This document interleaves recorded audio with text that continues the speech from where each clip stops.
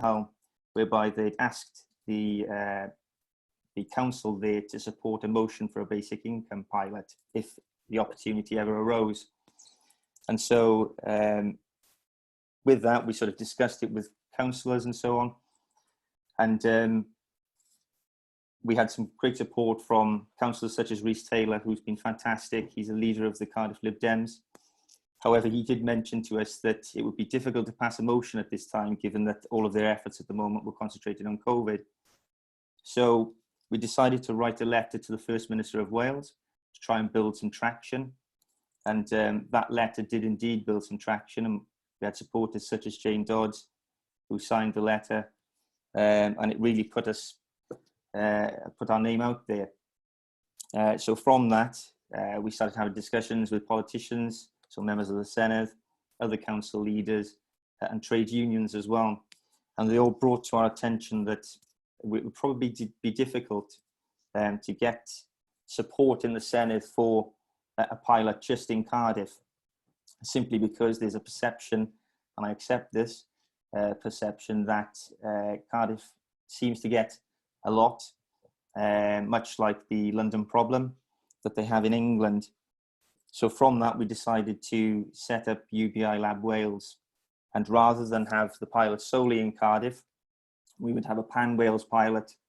And with that pilot, it would be based in 6 different boroughs.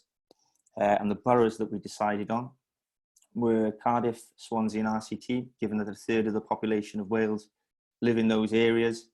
In addition to those boroughs, we decided on Bridgend, Ceredigion and Gwynedd. So we had north, east, south and west Wales all covered. And we were looking at around 10,000 participants. And of those 10,000 participants, for them to be proportionally representative of those areas. So for example, there's around 300,000 people living in Cardiff, so you'd have 3,000 people in Cardiff, and around 2,000 people in Swansea, the same in RCT, and so on and so forth. And the aim of the pilot really, as far as we're concerned, and given where Liam and I are from in the Rhondda Valleys, there are high levels of poverty and deprivation there. So the pilot was solely focused, well, not solely focused, but the main drive of the pilot was poverty alleviation and what that could do to people, for people in in-work poverty, and whether or not it would reduce the number of people using food banks. But in addition to that, what it could potentially do for educational attainment and mental, physical well-being. So the Finland pilot showed significant increases in the in mental health, mental and physical well-being. In addition to that, we want to look at whether or not it would have impacts on people who were losing their jobs, so high-skilled jobs as well. So there were all of these things that we wanted to test. And with that, we got in touch with Dr. Sarah Gilmore, who has kindly agreed to speak today. So we've been working with Dr. Sarah Gilmore on a working paper, and that's a work in progress. So watch this space as far as that's concerned. So, in addition to that, I suppose I forgot to mention as well that what we would like to do as well now is get labs to pop up in those areas that I mentioned, in order to really drive the movement in those areas and get the councils to agree to pass a motion, much like we hope they will in Cardiff as well. And although there's not much other than it being symbolic that motion will do, we think that, of course, it will create a lot of tension, and hopefully people in the Senedd, such as Mr. Jones, will listen to that and help us drive it through. So on that note, I'll pass you over now to Dr. Sarah Gilmore, who will talk about her interest and her work on a UBI. So thank you very much, everyone, for coming today. And once again, I'd like to thank our speakers for agreeing to speak tonight. Thanks, Jonathan. I'm Sarah Gilmore, and I'm a reader in Organisation Studies at the University of Cardiff Business School. And I guess my sort of interest in UBI as a researcher has gone back some years, but only recently, in terms of the last 3, have I really been fully engaged in it. And this has sort of been with colleagues that I used to work with at the University of Exeter Business School. And I'm going to say some more about that work that we're engaged in. In terms of what I'm doing at the moment on UBI, outside of the academic stuff, I'm very proud and very glad to be helping Jonathan and colleagues with the UBI Wales and UBI Cardiff labs. I think it's also a measure of the increasing interest in UBI. I'm based in Bristol, where I live with my family, and there is now a burgeoning interest in UBI in Bristol, unsurprisingly, and I'm trying to engage with the lab there to take the work further. And also my colleagues in Exeter are interested in seeing what more we could do by way of research, for example, in terms of the Southwest. Certainly there's often a poverty link to UBI. And of course, as many of you know, places like Bristol and other parts of the Southwest have got very, very serious poverty and deprivation issues. So hopefully that'll be another area of the UK where there will be further interest in UBI. Outside of that, I also have interesting conversations with the think tank Compass, which are based in London, but they're also doing some interesting work on UBI as well. Now, if you told me at the beginning of this year that that's the kind of portfolio of work that I would be doing, you know, now, I would not have believed you. So, as I said, I've been sort of doing sort of research on UBI more thoroughly and in a more sustained way over the last 3 years.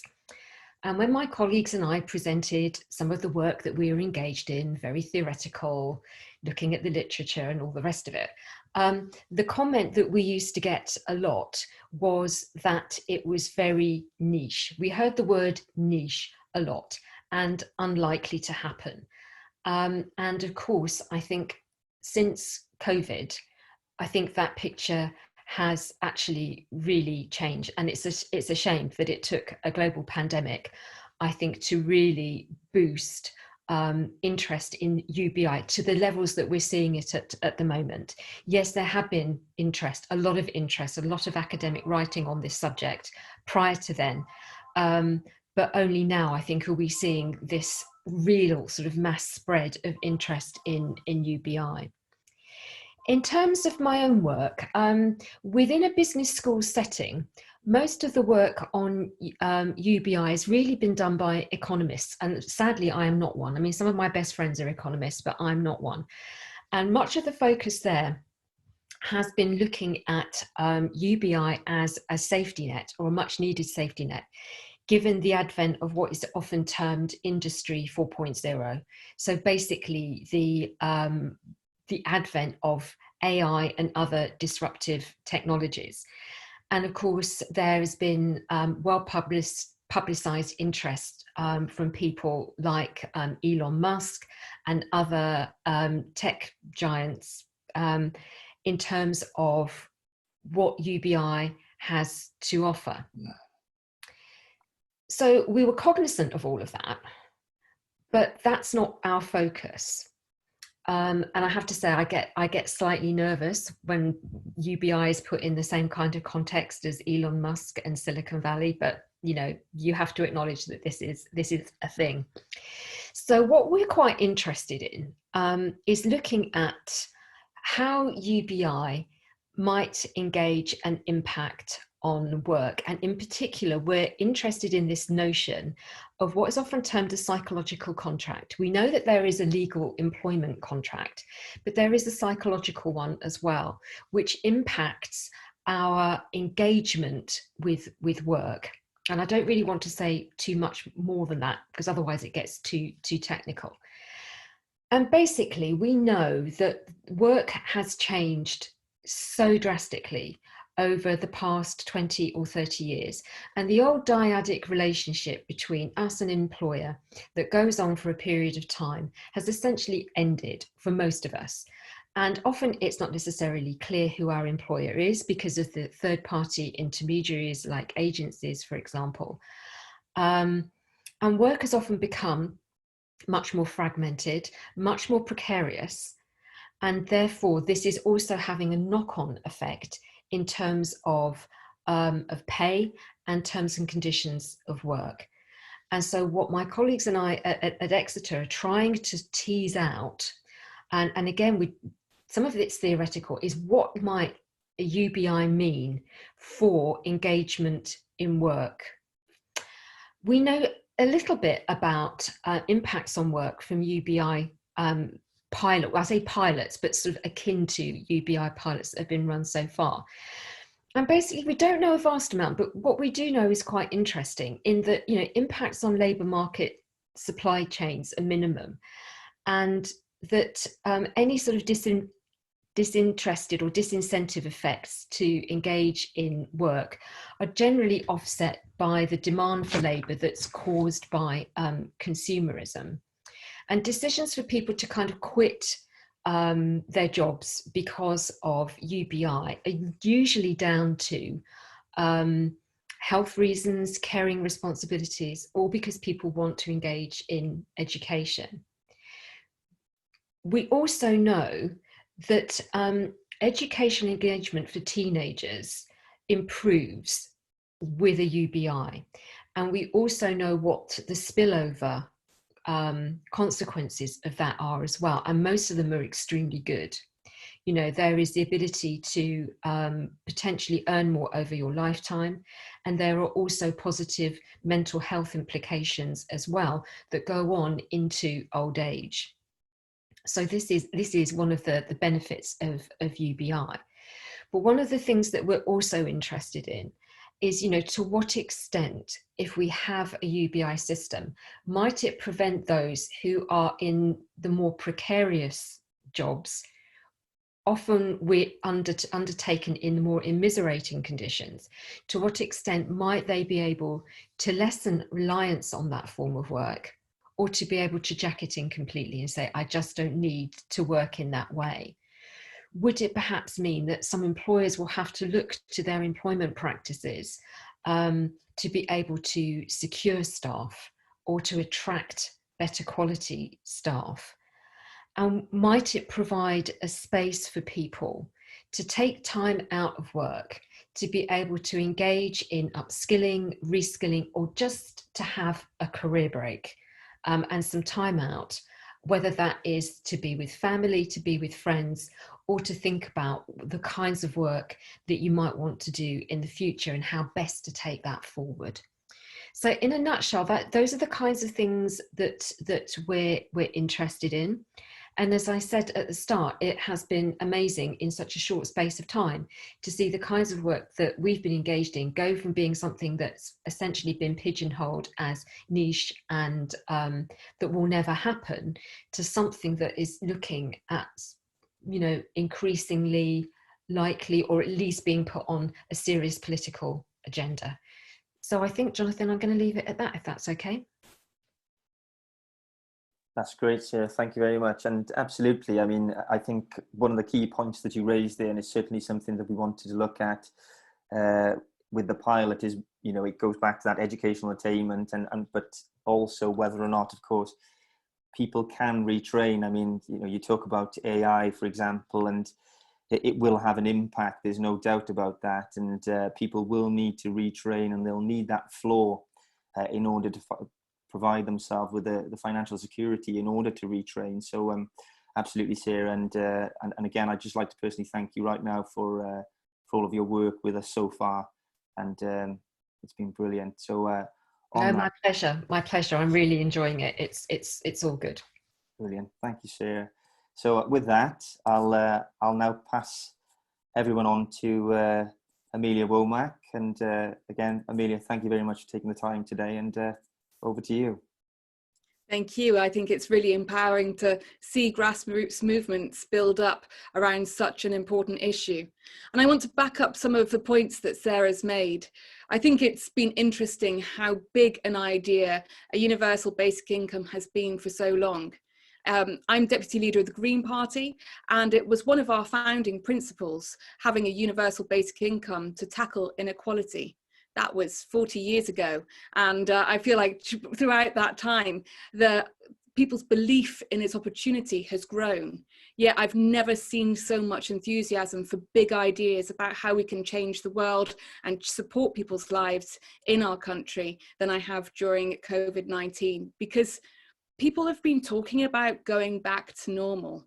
And I think people are thinking, what the hell was normal about before? What the hell was normal about children living in poverty? What the hell was normal about people sleeping rough on our streets? What the hell was normal about growing food bank queues, meaning that to ensure that people could put food on their table? People are realizing there are so many gaps in our social security, and that people shouldn't need to prove that they should live in dignity. So a universal basic income is there to support us all. No hoops to jump through, no sanctions, no conditions. There because we all need that little bit of support behind us. This is a chance to tackle so many issues. But one of the issues that I'm really, I really think can really change in terms of inequality is supporting women in our country, in Wales, in the UK, around the world. I think it's important that we recognise the global impact that could have on this. We see that women tend to be poorer. There are intersectional aspects of that based on race, people's different abilities. All of those intersectionalities impact people in different ways. For me, as a domestic violence survivor, I feel that a universal basic income is key to liberating women. Domestic violence takes so many things away from you. Your sense of worth, your feeling of dignity, your confidence, often your friends and family. 1 in 5 women say that they haven't left a violent relationship because they didn't have the money to do so. Half the women sleeping rough on our streets say they do so because of domestic abuse and violence. People shouldn't be stuck in a violent relationship because they can't afford to leave. Having a universal basic income is that point of providing freedom for women in so many different ways. Whether that's genuinely recognising the work of women in a different way. I know many women on this call are currently doing 2 jobs, doing their work at home, and many of you doing the additional childcare in your family. And there's a real recognition of some of that work that has gone unrecognised for far too long. I think it's incredible that at this time it's considered work to phone people up and ask if they've been in an accident in the last 5 years, but it isn't considered work to be caring for your children or relatives. And I think there's a real imbalance in our sense of worth, of understanding the world of work and the role of women in that as well. It takes away some of that discrimination that women experience around pregnancy and maternity, as well as taking out some of those really dehumanizing aspects of how our credit system works. If anybody's experienced it, I think that essentially, like, especially as we see the change in contracts with more 0-hour contracts as well, exploitative contracts, people are finding work in a more exploitative way, are trying to get through a benefit system. Women are often falling into exploitative debt as well, and this can really rebalance many of the problems that we have that are providing huge cracks in our society. Addressing inequality on so many aspects should be a priority for any government, for anybody, and I think that a universal basic income isn't the silver bullet, but it's a point where we can begin to equalise many of those points. I also think it's really empowering for young people.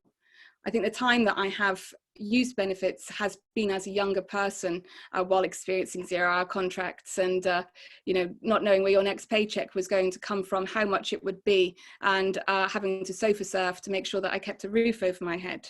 And I think it's interesting how much rebalancing needs to happen for opportunities for young people. As Sarah highlighted, those aspects of education where more and more young people need support to be able to make choices about continuing their academic career of what they actually want to achieve in subjects that they are genuinely interested in, and ensure that we've got education for a sake of education. But also we see those first steps into the world of work often benefiting some of the richest people in society. I know many younger people who were only able to take on unpaid internships because their family lived in a convenient location for them to be able to do it, or their family was giving them the money to be able to survive while doing that work, springboarding some people into opportunities and careers that just become inaccessible for so many people. Obviously, working for free should end. But I think it just highlights the fact that there are vast inequalities that consistently benefit people who have a few pounds in their pockets compared to those who don't. And setting those rights ensures that more of us can have more opportunities and think bigger about what we want to achieve with our lives as a result. I've recently done some work on this with musicians and a universal basic income.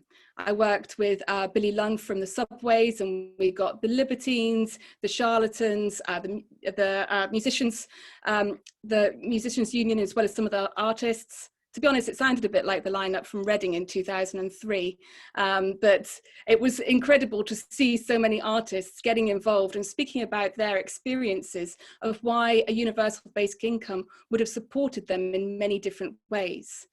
Because when we think about Wales, we believe in our culture and we believe in music, and we believe, I think that where I'm from, it's been those music venues that have really kept my city alive.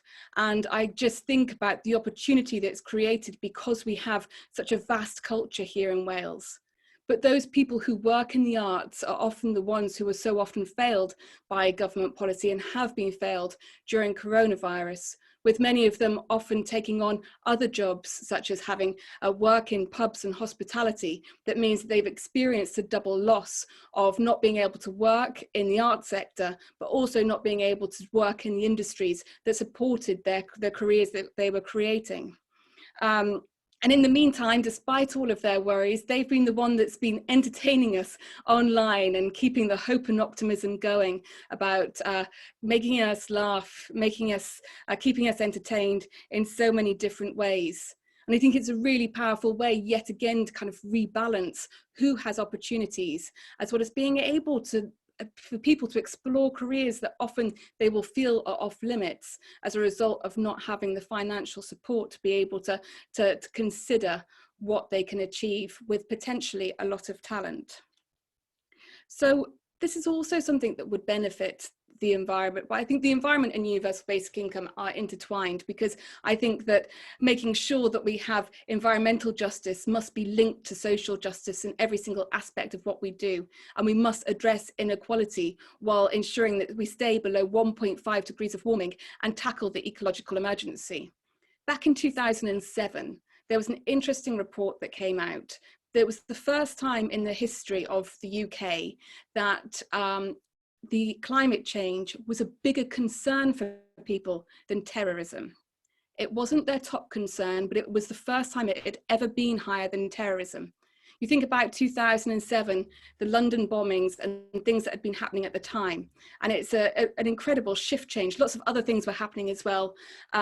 You had Marks and Spencer's talking about Plan A because there's no Planet B. You had an Inconvenient Truth, an IPCC report, the Stern Review that said economically we need to deal with climate change now, otherwise it will cost us more in the future. Yet then we saw an economic crash that completely changed people's opportunities and once again rebalanced people's priorities, with cuts made across our communities and a fundamental shift in what people had to be able to ensure that they could keep food on their table and a roof over their heads, old fears began to grow again. And once again, things like housing, terrorism began to rise up in people's thoughts and priorities.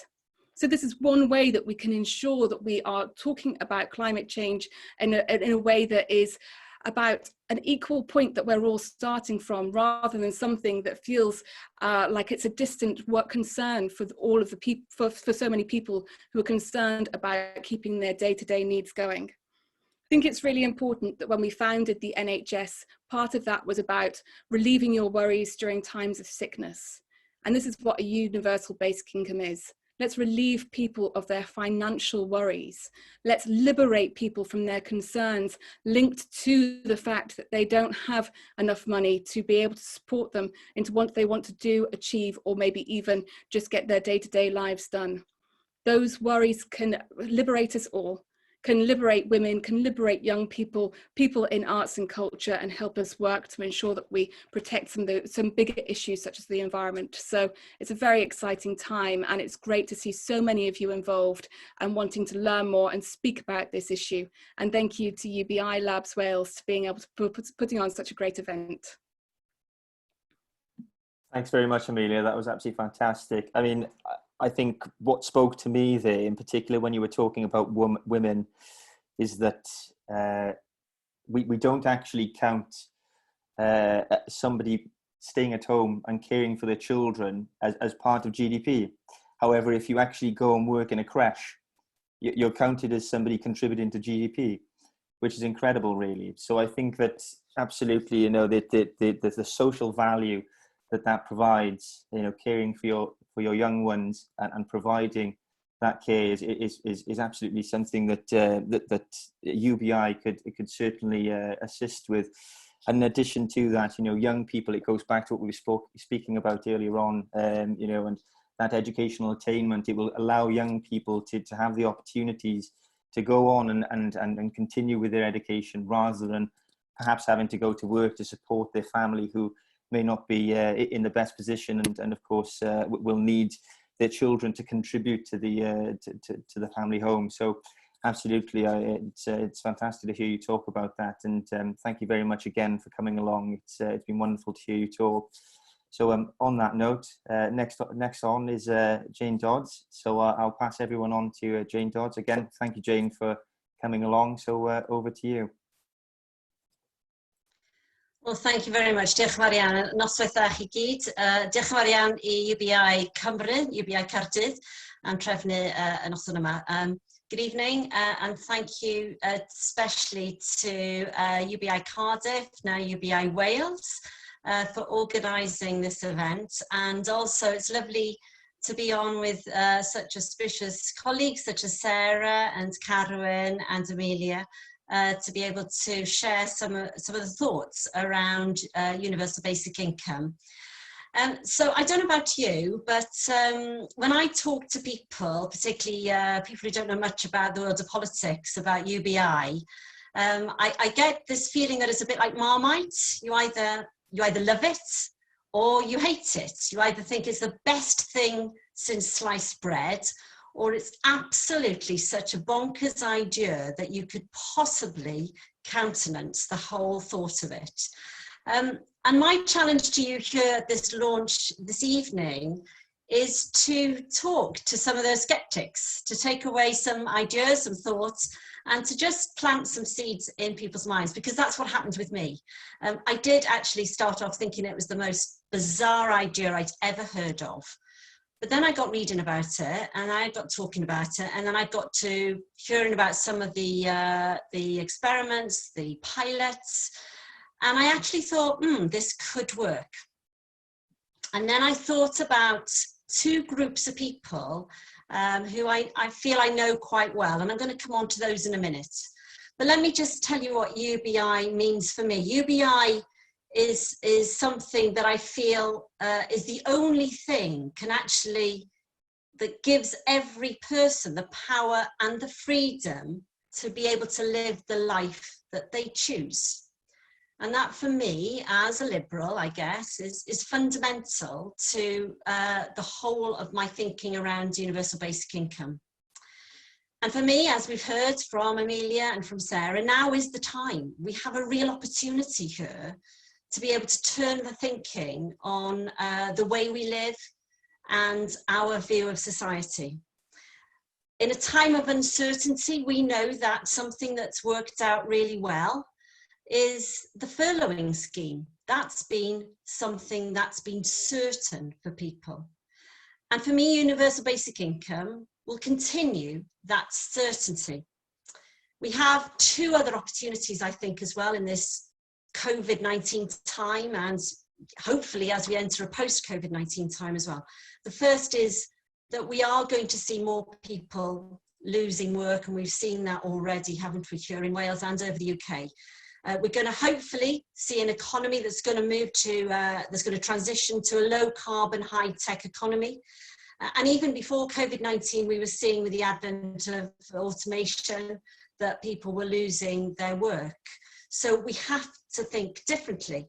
And you've heard from Amelia about the role of carers and how important that is. We really do need to address the issue of people not working. And also being able to give people the opportunity to empower them to think differently, to think about being entrepreneurial, to think about opportunities that might be presented to them. The second opportunity for me that's happened with COVID-19 is that we've seen that things can change really quickly. We've seen that the government can actually put something in place that actually has helped millions of people at this time. Not just the furlough scheme, but the whole thing around how we care for people, how our communities have been supported to leap into action. So things have changed like that. And I think that's why this is the time for us to be talking to those sceptical people about universal basic income. So I just want to talk really briefly about two groups of people that I feel I know a little bit about and how I feel it will help and affect them. For those of you who don't know, I've been a child protection social worker for around 27 years. The role of the Welsh Liberal Democrat leader is unpaid, so I have to be able to survive. So I am a child protection social worker. And so I've worked with families who have been in poverty and have faced the most extraordinary challenges in their lives. And they are really struggling, and they're struggling even more as we begin to see, with lockdown having ended, we're beginning to see some of the horrors that are coming out of those families that are really challenged by children not going to school, by domestic abuse, and you've heard from Amelia some of the sort of real issues around that. And we're beginning to see that really as that comes into our thinking, that actually one of the big things for those families has been the use of food banks. For those who've been organised enough, they've gone to food banks, and we've seen an absolute exponential use of food banks over in Wales and over the UK over the past 4 to 5 months. Here in Wales, we have, sadly, high levels of poverty. 29% of children in Wales live in poverty. There are more food banks in the town of Rhyl than there are supermarkets. We know that 35% of the people employed in Wales pre-COVID were actually on 0-hour contracts. And we heard today from a study by the Wales Government Centre that actually fewer people in Wales will benefit from the idea and the move that many of us have taken advantage of to home working. So we will be faced with a situation where people who are poor will become poorer, sadly, and people who are losing their work will slip into poverty. We have to do something radical about that. We have to look at a way that actually puts a different perspective on how we can support people. And having that income floor, having that right to have something coming in every week that you know is regular, that you know the amount, that you don't have to go and fill in forms for, that you don't have to go on the internet for, that is critical to me.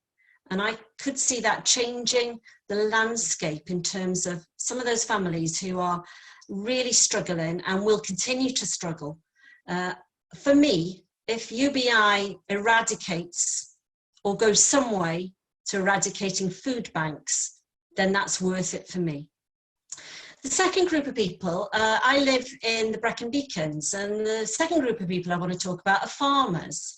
People don't often think about UBI and farmers, but people in agriculture, on the whole, the majority of them are not well off. Now, I know that may come as a surprise to you, because people have this kind of myth that farmers are, rolling in money, driving around in big, Land Rovers or whatever. But the majority of them are actually, going hand to mouth every day. Hill sheep farmers in particular are amongst the poorest. Their income over the past 10 years, according to the FUW, hasn't changed. It's around £10,000 a year. And all they need is for somebody to become sick, or for the market price to drop, or for something to happen to their sheep, and they lose their money. UBI can help them. We also know, in terms of mental health of farmers and agricultural workers, that actually farmers have the highest suicide rate in terms of a profession. And one of the big issues for them is around money and losing income. So UBI would help those farmers as well, and those people working in agriculture. So those are the reasons why I think we have to work hard to push the agenda forward on universal basic income, whichever political party we're from, whatever our beliefs. Actually, UBI has the ability to transform our society and individuals as well. I want to just finish with a quote from Beveridge, who I kind of think did quite a bit to transform our society when he introduced the idea of a welfare state. And he just happened to be a liberal as well. I'm not being party political at all. This is what he said. He said, "The essence of civilization is that man should come to be led more by hope and ambition and example, and less by fear." And that's what we must take away, that actually we must be led by ambition. And my ambition is that we get UBI across Wales. Diolch yn fawr iawn. Thank you very much. Diolch, Jane. Thanks very much for that great 10 minutes. I think just to touch on a few points, really. I mean, when you discussed the furlough scheme, and it's absolutely been something that's been a lifesaver for many people. There's no doubt about that.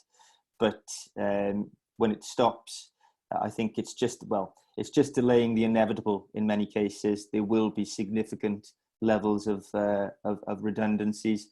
And what a UBI would do is, of course, it would prevent people from no longer having an income. It would provide that floor for them. And I think that's incredibly important. And another point that you mentioned was the pandemic has certainly changed people's mindsets. It's kicked people into action, and it's made people realise that a UBI could actually be something that is life-changing. And it's certainly one of the reasons that we set up the lab. There's no doubt about that. It gave us the confidence and the drive to come and do this and trying to make a change. So you're absolutely right on that. And again, thank you very much for your chat. It's been absolutely fantastic. And thanks again for taking up your time this evening to come along to this. So on that note, last but not least, Carolyn Jones, I'll pass it over to you. So first and foremost, thank you very much, Karen, for coming along to discuss a UBI with us, and over to you. Diolch yn fawr, Jonathan, and good evening, everybody, and thanks for giving us all your time this evening. I'm quite a fair bit older than Amelia, but I can confirm what she said about the policy of universal basic income. Now, when I was 16 years old, the 1983 general election took place. And being a slightly unusual 16-year-old, I actually bought some of the political party manifestos, one of which was the manifesto of the Ecology Party. Wise to change the name, I think. But I got it in the house and actually had a look at it last week. And there it was.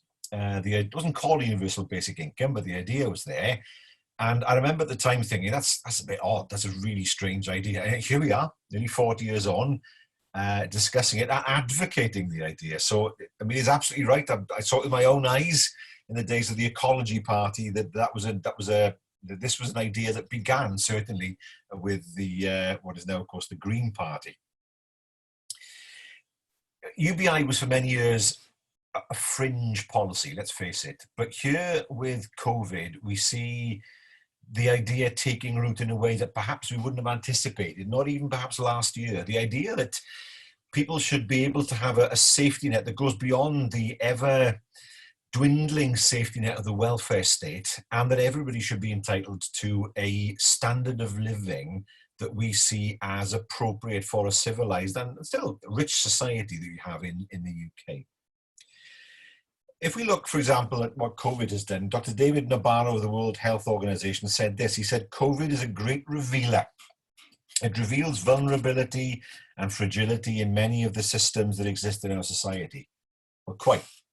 Because we know that the economy wouldn't even be where it is now. It's still fragile if it wasn't for the furlough scheme, which in itself is a kind of income support scheme. We know, for example, and Jane has mentioned farming. Farming has existed for years on a kind of basic income scheme, without which hill farming in Wales just wouldn't exist at all, because it wouldn't be, it would enable people to make a living. So there are some primitive examples that already exist in society on which we can build. And the welfare state is the foundation on which a universal basic income can be built, although it needs a great deal of strengthening in terms of being a foundation and in terms of what we need to build. What I wanted to do was to talk about, first of all, what is a universal basic income? How can it be delivered? And what are the arguments for and against? Because in order to understand the arguments against, we need to understand how they can be countered. An income is pretty much a well understood idea, the ability to provide people with the means to live. Basic, well, again, that's a matter for debate in terms of what that means in our society. When we're talking about a basic income, where do you set it? Now, that's difficult, but certainly not impossible. But there are some difficult questions when you talk about a basic income. Is it set at different levels in different parts of the UK according to the cost of living? Something which is unattractive, I have to say, from a Welsh perspective, but no doubt will be a matter for debate. And of course, what do we mean by universal? Do we mean that this is a payment that's made to everybody, regardless, as soon as they reach 18 perhaps, regardless of their age, regardless of whether they also receive a state pension, or is that wrapped up in universal basic income? Or are we talking about something that looks more like the welfare state, but far more generous than it is now? For me, I think that the former has its advantages. How then can it be delivered? Well, first of all, yes, you can have pilots, and we've seen pilots in other countries. Finland, for example, had quite an extensive pilot, which we can look at. But if you truly want to deliver an integrated basic income scheme, you have to do it from the basis of being able to control taxation and also control the benefit system, which is what we don't have in Wales. We don't control the benefit system. We do control some aspects, some parts of income tax, for example, and some other taxes as well. But that puts a limit on what we can do at a Welsh level. Now, there are several ways you can change this. You can either, according to taste, have an independent Welsh state or greater federalism within the UK, my preferred option, or you introduce a system across the whole of the UK. Why is that important? Well, for example, if the Welsh Government was able to say, right, we'll have a universal basic income in Wales, that represents an expense for the Welsh taxpayer, but a saving for Whitehall, because it means that more people will be taken out of the benefit system, everybody potentially taken out of the benefit system, which saves money for Whitehall. If you're also saying that the state pension is wrapped up in a universal basic income scheme, that saves money as well for the UK Treasury.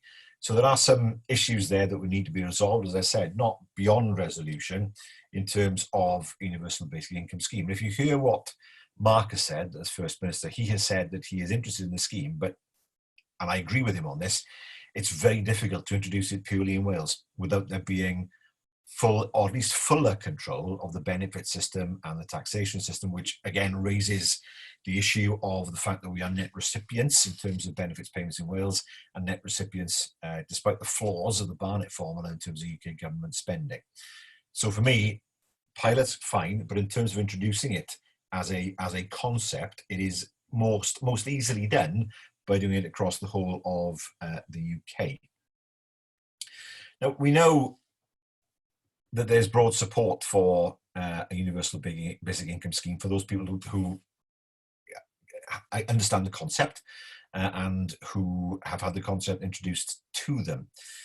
But we have to understand, what does that mean? What are we talking about by a universal basic income scheme? How will it help people and how will it help society?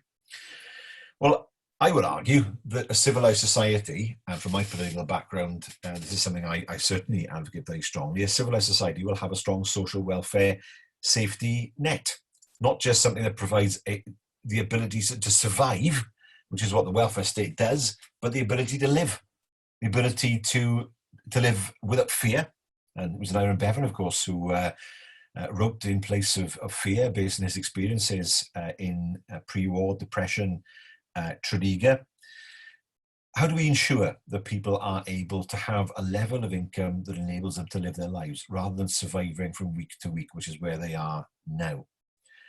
I also think there are other advantages to a universal basic income. For example, it would mean that people are able to choose a job that is more suitable to them rather than being forced to take something that isn't, to their detriment and ultimately to the detriment of their employers as well, because that safety net would be there to enable them to make the right choices for them and for society as a whole.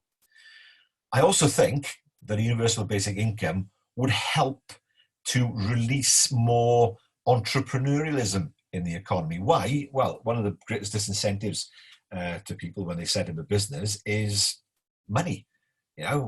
Where's my income? What happens if the business goes? I've got no income, I might lose everything. If you have a universal basic income, actually, it helps to incentivize people to set up businesses, I would argue, and thus go ahead and grow and employ other people as well and help the economy to grow. So actually, despite the fact that most people say that it in some way dulls invention and dulls the growth of businesses, I would argue that it does the exact opposite.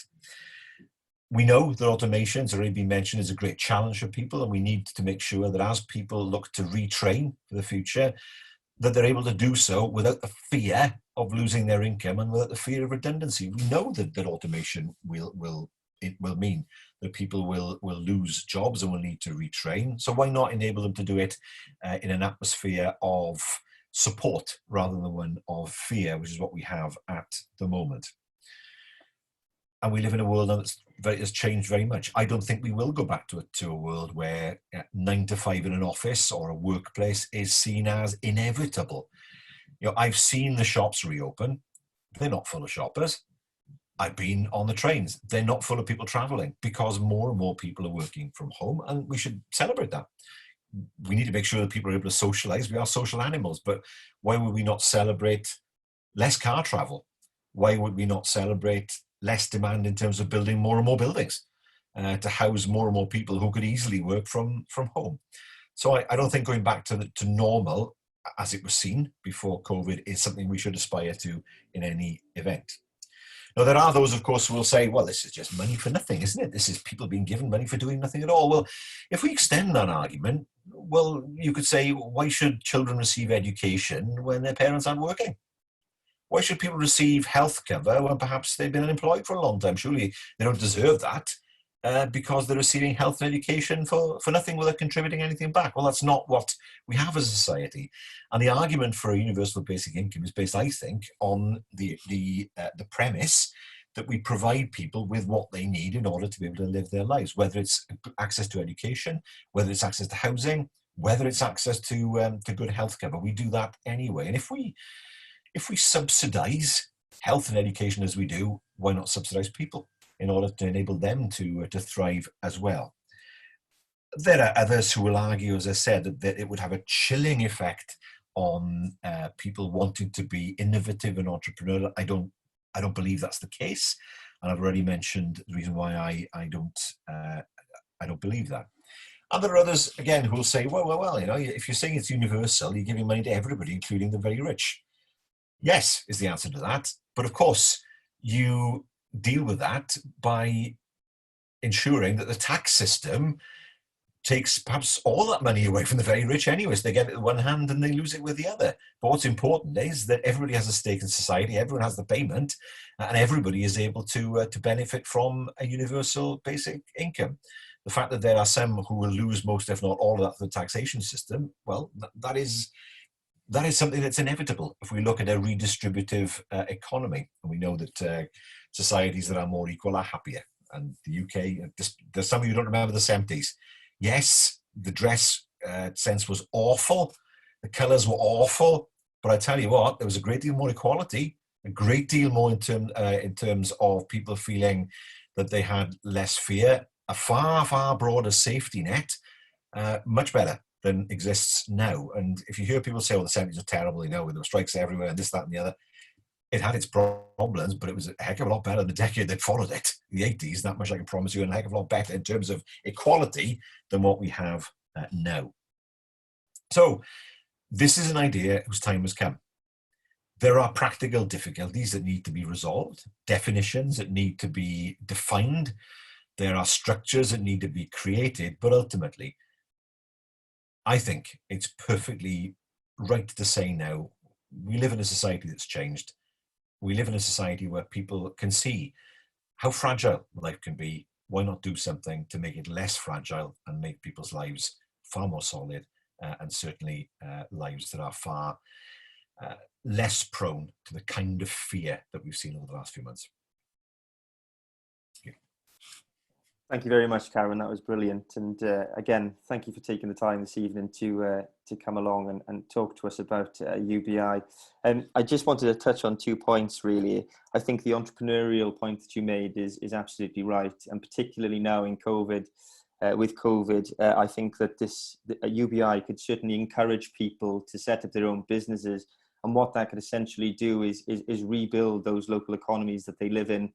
And as you mentioned, give them a stake in society in those economies. So for me, that's absolutely something that is at the forefront of a UBI. And in addition to that, of course, there are certainly the practical issues, not least with Westminster at the moment and who is in power at the moment. I think that it will be rather difficult to get them to support the idea of a universal basic income. However, I think if we went back 20 years and said back then that we had the power to increase income taxes in Wales, I think we'd probably be laughed at. And now we have those powers, and of course you're very important in delivering those powers for Wales. So there's there will be difficulties, but I don't think that they're beyond the realms of possibilities. But I'll leave it at that. And thank you very much again, Karen, for coming along tonight. I really appreciate it. And as does the Welsh Lab and the network as well. I'd like to say just quickly, thank you to our speakers for some brilliant talks. They were fantastic. So with that, we'll take some questions. I think that we've got a couple in the chat. And so I'll just go first. And I suppose we'll go first to Leo, who has asked Carwyn, will he be campaigning for a UBI should he be successful with his NEC candidacy? So I think you're on mute still, Carwyn, on that one. There we are, I'm unmuted now. So the original question was, would I campaign on Labour's NEC? I thought I've got to get elected first, but thank you, Leo, for your faith. The answer is yes, in principle, because I think its time has come. I think there are a huge number of practical questions that need to be addressed, and they need to be addressed in time. And there is a great deal of advocacy work to be done, because let's not pretend that there's a significant group, including the current UK government, who will see this as money for people who don't deserve it. And there will need to be a properly thought through campaign in terms of selling the idea to the public. But now, to my mind, is the best time that I've seen historically where this campaign can start. Brilliant. Thank you, Karen. And I think we have, so Tom England has asked, if a pilot were to be given the go-ahead, what measure would be used to quantify success? So I suppose, Sarah, I would probably throw that one at you if that's okay, and perhaps I'll take a little bit of that one on as well. But if you could perhaps start, and I'll follow you if that's okay. Yeah, sure.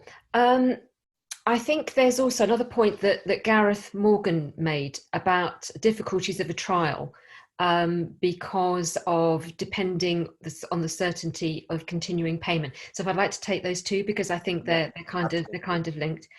So I think, taking the second question first, I think it's a really good point. And there has been some scoping done for a potential UBI in Scotland. And one of the things that they have recommended is that if you're going to have a trial, it needs to be about 3 years in order to overcome those kind of behavioural issues that you mentioned.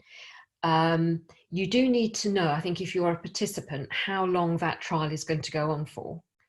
But also, if it's going to be too short term, it's going to affect your own behaviour. So, for example, you might just save the money rather than sort of think about them and behave differently, because you know there is a more substantial amount of time that the pilot is taking over, if you like. So if you know it's 3 years, then you might be more likely, for example, to engage in education, to think more entrepreneurially. So that's one issue that came out of the Scotland scoping thing. And you're right to think about time and behaviour. I agree. Going on to the issue of indicators, again, I think really good question. And I was just jotting down and brainstorming some ideas when I saw that question. I think, again, you can think about it in terms of short, medium and long-term indicators. But the ones that I would think of would be things like equality indicators. Also things like food bank use might be something else to look at. Issues to do with mental and physical health, because again, some of the sort of the pilots that have been done akin to UBI have shown that there are reductions in the use of hospitals and going to the doctor and all the rest of it, because your health tends to improve. There is less stress. So those are the kind of some of the indicators that you could look at in terms of mental and physical health. I think also the uptake of education and training, something else that seems to be a thread that's gone through, tonight's session. So these are very much off the top of my head. I'm sure that Jonathan's probably got some much better thought through additional points to make. I'm actually going to pass this over to Jane, if that's okay. I think Jane would love to come in on this as well. So Jane, yes, by all means, please do come in. Thank you. It might be that Amelia and Carwyn have got some ideas as well. Yeah, just to pick up, I mean, I think I talked about eradication of food banks, but also if we look at some of the other pilots and what they've measured and what they've been looking at as indicators, in the 70s, there was a 4-year kind of basic income scheme that ran in Dauphin, I think that's where you say it, outside Winnipeg in Canada. And that found 3 things. That found that there was less of a take-up of mental health consultations, that found an increase in educational attainment, and that found less kind of hospital usage as well. So I think those could be measures as well. But the big thing for me is happiness. I would love to see us adopt an indicator, as I think they have done in New Zealand now, around well-being and happiness. So that for me would be some of the measures. But Carwyn and Amelia may have some ideas as well. I think it'd be great to hear from other panelists as well. Yeah, Amelia, if I could throw that over to you as well, that would be fantastic, if that's okay. Yeah, my connection broke up when the question came through, but I believe it's what indicators would we use to measure success? That's right, yeah. I completely agree on the point of happiness and well-being as the measure.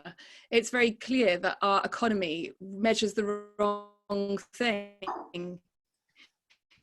GDP has only been recently put in place, and fundamentally it does then essentially measuring people's health, making sure that people weren't dying, making sure that we were actually creating a positive force in our society would have been far better than simply measuring GDP, which doesn't actually value worth at all in our society. And I think a complete shift in our understanding, because essentially our of what working points around well-being and poverty, making sure that we don't have people sleeping rough on our streets, making sure that we've eliminated child poverty. It's just, as I said before, this isn't a silver bullet, but the list of positives in terms of making sure that we're creating a genuine support network for every single person across our society, along with those other points that Carwyn said, that creates a genuine social security, are so powerful and important. And it goes far beyond GDP. It goes on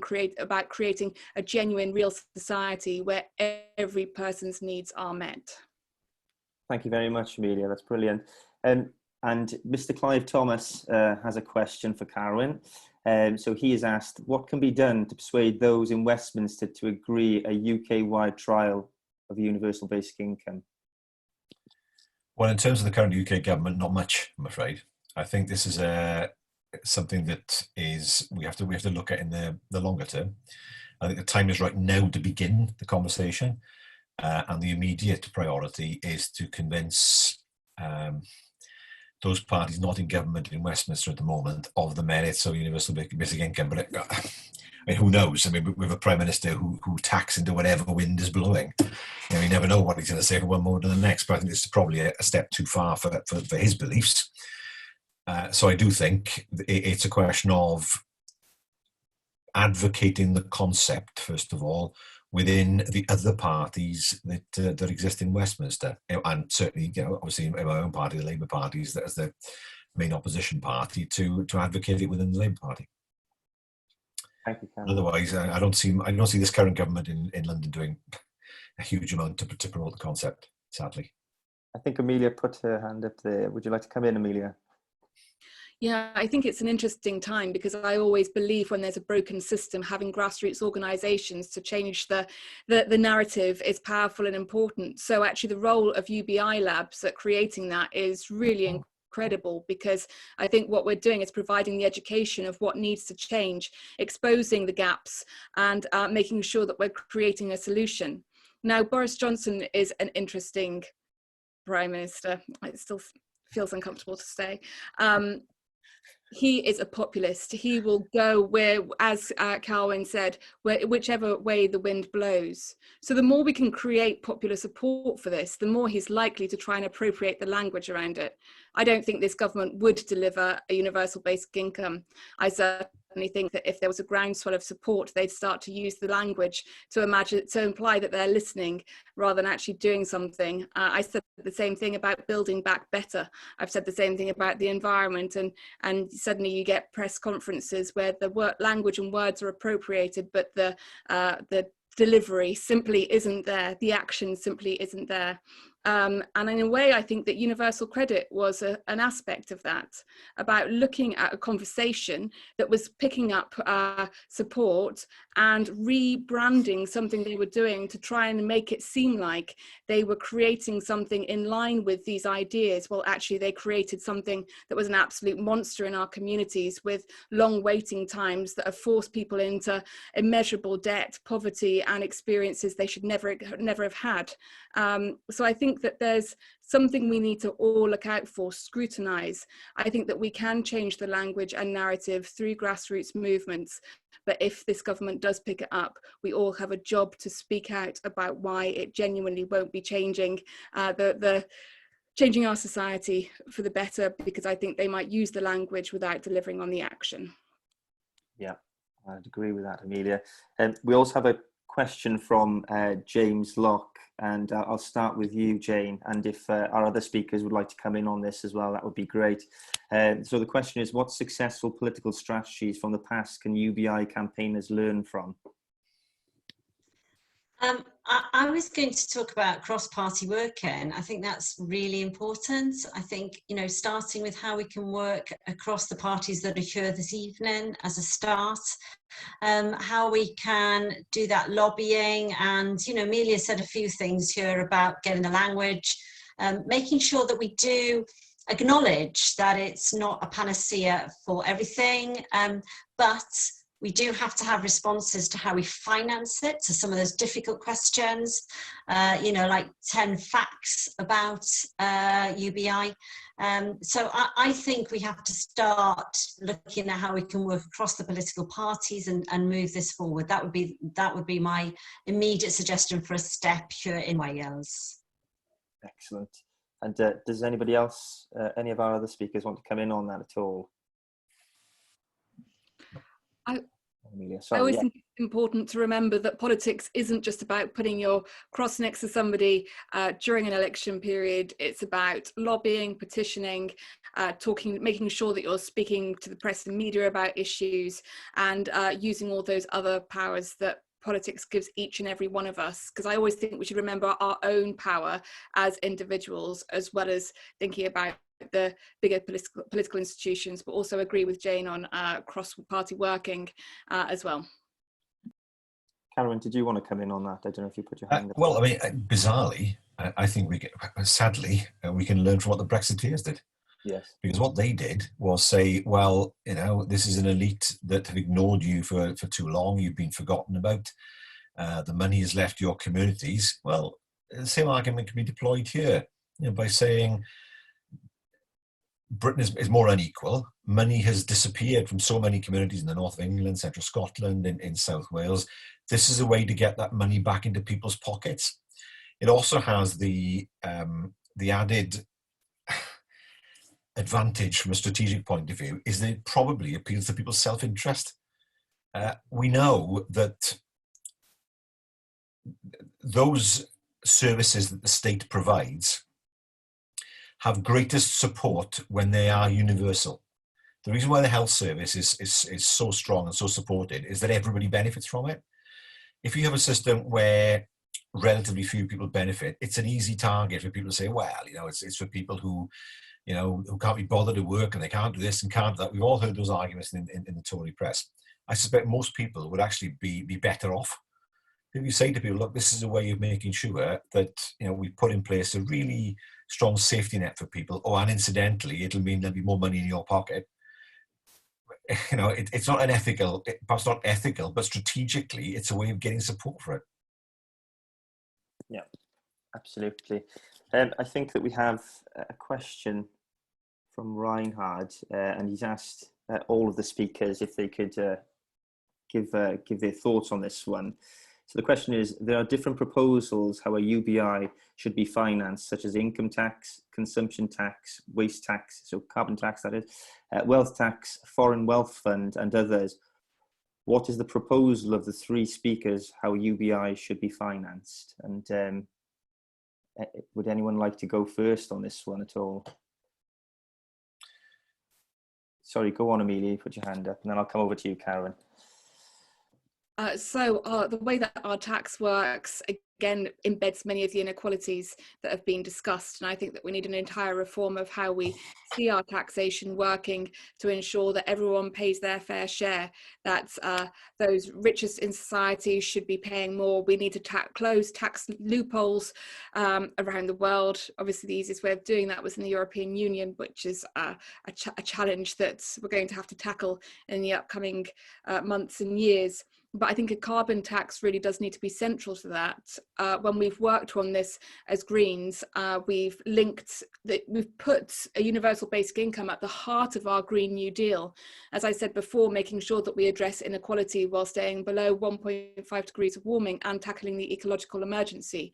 Because only by making sure that we're creating a better planet for everyone can we ensure that we are essentially winning for every single person. And I think that by having a carbon tax, it's a way of completely reimagining how we think about our actions in a very different way. And I think that, as I said, that goes alongside many other tax reforms that ensures that the wealthiest are genuinely paying their fair share. And I think that on top of that, a wealth tax, especially during this time, I can't imagine the amount of meetings that there have been in places like Amazon talking about the deaths of so many people being an opportunity for their business. And I think that those who have profited most as a result of this pandemic should be paying a fairer share to ensure that we can fund our NHS, fund our social security, support every single person, and make sure that we mentioned the furlough scheme before, that showed people slipped through. That furlough scheme failed so many people. It failed new starters, it failed people who weren't necessarily in the kind of workplaces that fit the generic mold of what they were looking at. A universal basic income would have been a far better way to ensure that we were supporting everybody. And I think that making sure that we're having things like a wealth tax is a genuine way to tackle some of these issues. Thank you, Amelia. Karen, did you want to come in on that as well? Yeah, a sovereign wealth fund wouldn't work because sovereign wealth funds are usually built up as a result of a windfall. So Norway has a gigantic sovereign wealth fund that it's built up because of oil, basically. And there are laws in Norway that prevent government from raiding that fund. It can only be used for certain purposes. Now, the UK had that and then chucked it all away in the 80s. So that ship has sailed. In terms of a waste tax or a carbon tax, well, of course, it's a sin. Such a tax is a sin tax. So what you're trying to do is to get people to reduce or to change their behaviour in such a way that they reduce their carbon emissions, whether personally or through their businesses. But that also, of course, reduces the amount of money you take in tax. So the problem is that if the tax works effectively, the amount of money it raises every year diminishes. So you need something more sustainable than that.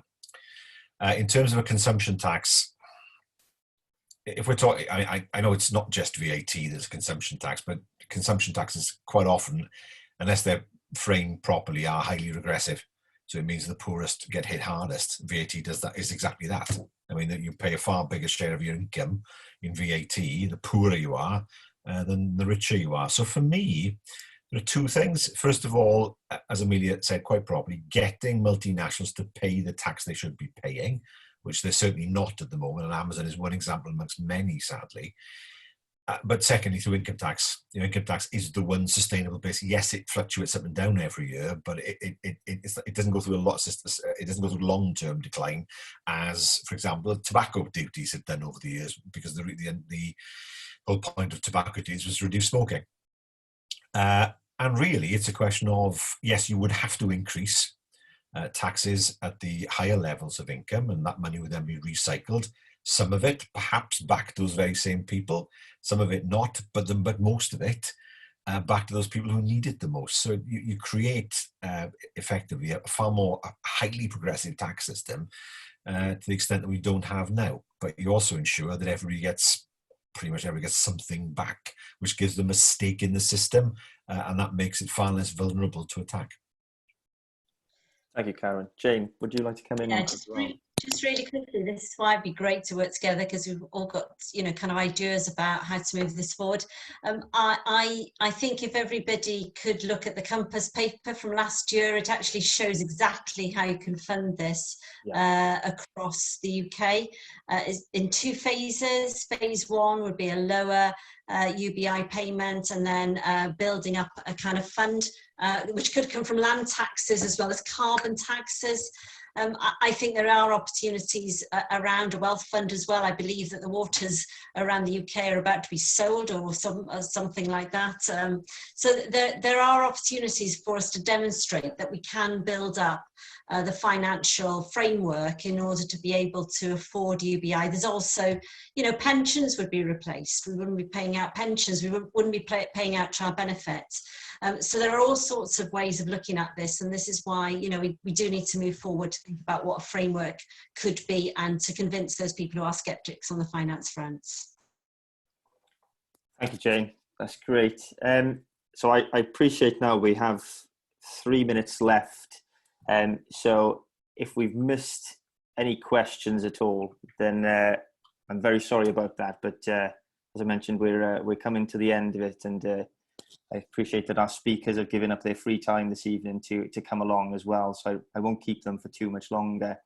I suppose I'll close with the basic. So the UBI Lab Wales, as I mentioned at the start of this discussion, we're looking now to set up labs across Wales, and in particular in those areas that I mentioned.